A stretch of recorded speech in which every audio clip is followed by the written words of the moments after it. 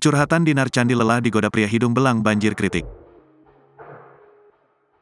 Disjoki Dinar Candi curhat lelah digoda pria hidung belang. Postingannya itu langsung banjir komentar netizen.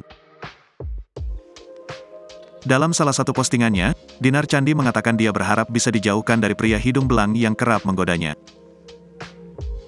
Pasalnya dia sudah merasa lelah dengan tingkah mereka. "Jauhkan aku dari om-om nakal, capek nolaknya," tulis Dinar Candi di Instagram, Senin, tanggal 21 Agustus tahun 2023, malam. "Paham ya artis-artis yang suka manggung di luar kota. Gue DJ di klub, udah mabok lihat om-om gatal," sambungnya. Curhatan Dinar Candi ini pun langsung menuai reaksi netizen. Banyak yang mengatakan bahwa hal tersebut sudah menjadi risikonya bekerja sebagai seorang DJ di klub malam. "Lu kerja begitu ya udah resiko, kalau gak suka tinggal keluar dari kerjaan begitu," komentar salah seorang netizen.